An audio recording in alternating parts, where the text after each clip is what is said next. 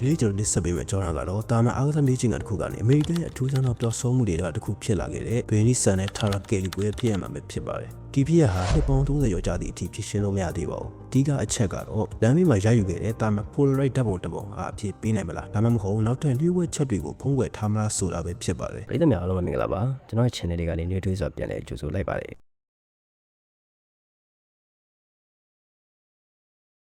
ထာရာကယ်လီကိုဟာ1988ခုနှစ်မှာအသက်19နှစ်သာရှိသေးတဲ့နယူးမက္ကဆီကိုပြည်နယ်ဘဲလန်မြို့ကလှပတဲ့မိန်းကလေးတစ်ယောက်ဖြစ်ပါတယ်။သူမဟာစကမ်မင်တိုတက္ကသိုလ်မှာစိတ်ပညာဘာသာရပ်ကိုသင်ယူနေသူဖြစ်ပြီးအားကစားကိုအထူးဝါသနာပါသူတစ်ယောက်လည်းဖြစ်ပါတယ်။1988ခုနှစ်စက်တင်ဘာလ20ရက်နေ့နက်9:00နာရီခွဲကမှတာရာဟာသူမရဲ့အားကစားလေ့ကျင့်ခန်းကိုလုပ်ဖို့အတွက်ပန်းအောင်စပိန်ကိုစီးပြီးတော့အမြဲတမ်းသွားနေကြလမ်းကြောင်းအတိုင်းကိုထွက်ခွာသွားခဲ့ပါတယ်။ဒီလမ်းကြောင်းဟာမိုင်20ခန့်ရှည်လျားပြီးနယူးမက္ကဆီကိုပြည်နယ်လမ်းမကြီးအမှတ်40ကို Highway 47ပေါ်ကဖြတ်သွားတာဖြစ်ပါတယ်။သူမရဲ့မိခင်ဖြစ်သူပတီဒိုအဲဟာနေ့နဲ့12နာရီမှာသူမရဲ့သမီးဖြစ်သူအိမ်ပြန်ရောက်လာတဲ့အခါမှာတော့အဆိုရင်ပူပန်မှုတွေစတင်ခဲ့ပါတယ်။ဘဲလန်မြို့ဟာငင်းငင်းတဲ့မြို့ငယ်တွေဖြစ်တာကြောင့်ဒီလိုပျောက်ဆုံးမှုကိုဖြစ်ပြနေမယ်လို့ဘယ်သူမှမထင်ခဲ့ကြပါဘူး။ထာရာဟာလမ်းမပေါ်မှာစပိတ်စီးနေစဉ်တချို့လူတွေမြင်ခဲ့ရတယ်လို့သတင်းပို့ခဲ့ပေမဲ့ဒီနေ့မှရောက်တဲ့အခါမှာတော့သူမဟာလုံးဝပျောက်ကွယ်သွားခဲ့ရပါတော့တယ်။ရှက်အတော်တန်ကြာရှာဖွေမှုတွေပြုလုပ်ခဲ့ပြီးနောက်မှာလမ်းမကြီးဘေးမှာအရေးကြီးတဲ့တင်းလွန်သားတစ်ခုကိုတွေ့ရှိခဲ့ပါတယ်။တာရာစီးနေခဲ့တဲ့စပင်ရဲ့အစိပ်ပိုင်းတချို့ကိုလမ်းဘေးမှာပြန့်ကျဲနေတာတွေ့ရှိခဲ့ပါတယ်။ဒါအပြင်